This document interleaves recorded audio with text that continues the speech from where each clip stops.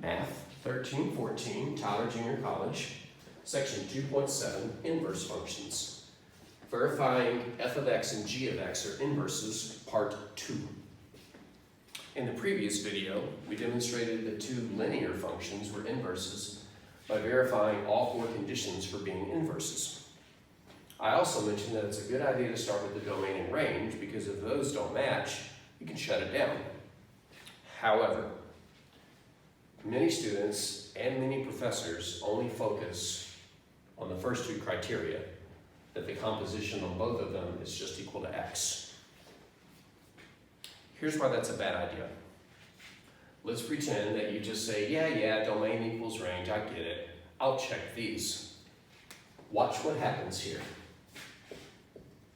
If we start by checking the compositions and only check the compositions and not the domains and ranges, you can miss a problem. Let's start by calculating f of g of x, which is f of g of x. Inside out, so f of, replace g of x with the square root of x. Perform the f function to this. So here's the f function, give me something and I'll square it. I will give it a square root. The square and the square root cancel, and we get x. No problem.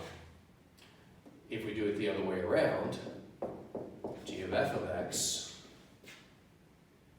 g of f of x is g of f of x. And so inside out, f of x is x squared.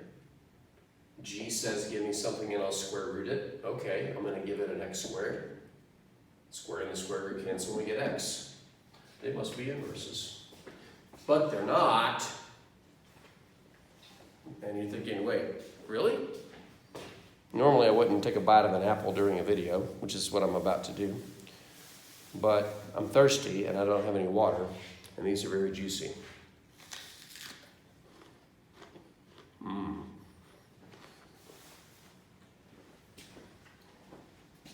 What do you mean these aren't inverses? The compositions worked, I know.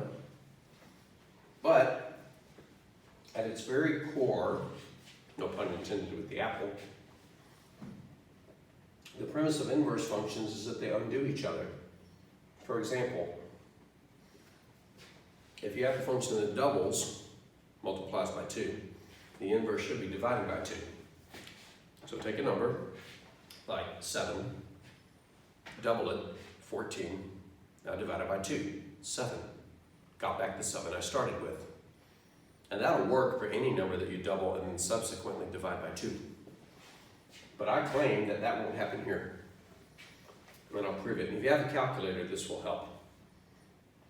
Give me a number. Wait, I'm monologuing. You can't give me a number. Let's say you give me a 7. Okay, let's do this to it. What's 7 squared? 49. Now put the 49 here. The square root of 49 is 7. You just proved your point. No, not really.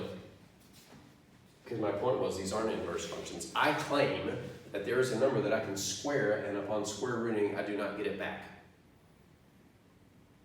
In fact, I know a lot of them.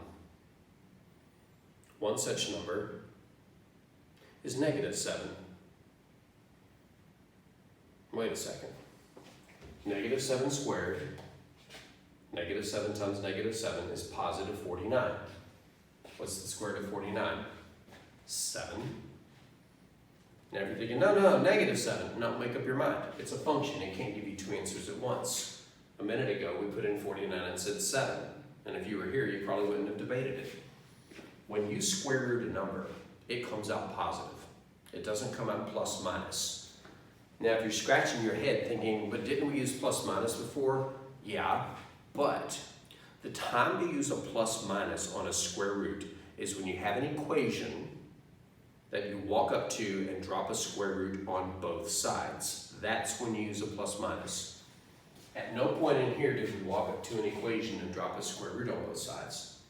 If I put a -7 here, it gets squared to become 49. If I put a 49 into this pre-existing square root, it'll come out positive 7. So I can start with -7 but not get it back. So there's one piece of evidence as to why these are actually not inverse functions. There's a number I can start with that I can't get back. Now if you're wondering, but look at this. Well, there's a very subtle thing in here that's worth pointing out.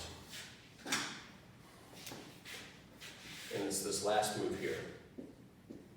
Most people, even the best of mathematicians, won't think twice about canceling a square with the square root. But the truth is, this does not work all the time. This is true only if x is greater than or equal to 0. Because if x is negative, squaring it turns it positive, square rooting it keeps it positive, and I can't get back the negative number I started with. So again, a very stealthy but important point to make. You can't just do the composition to verify the two functions are inverses. You, in my opinion, should start by comparing domains and ranges. So let's clear this out and do what I recommended, which was to start with the domains and ranges. Now the domains and ranges of these two functions are actually pretty easy because these are two of our common functions whose graphs we already described in the previous series of videos. The graph of f of x equals x squared is this parabola. The graph of g of x equals the square root of x is the top half of a parabola opening towards the right. The domain of this function was negative infinity to infinity. And the range of this function was 0 to infinity with a bracket, bottom to top. The domain of this function over here, domain of g, begins at 0 and goes to infinity. So these match, but the range of this function, the y values bottom to top, is 0 to infinity. This is where we have our mismatch. What that means is there are numbers that we can put into f that we cannot get out of g, namely negative numbers. So no, squaring and square rooting are not inverse functions with their entire domains. Now there is a way to fix it, and there's a time to say yes, they cancel. That's to fix the mismatch. To fix the mismatch, we have to restrict this domain. In other words, we have to make this first domain match the second range. How do you do that? You erase the left half of the parabola, start into the origin, say that this function's domain begins at 0, and go back up here to the function and make it look like a piecewise function by saying f of x equals x squared if x is greater than or equal to 0. This is called restricting the domain.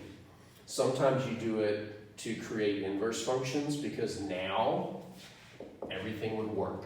And that problem that was an issue over here, where I said the square root of x squared equals x only if x is greater than or equal to 0, is now taken care of.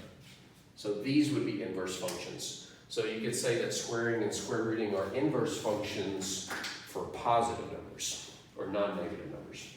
So the moral of the story is, if you're checking if two functions are inverses, you really want to check their domains and ranges first. Feel free to use a graph to find them. I would recommend using technology to find the graph.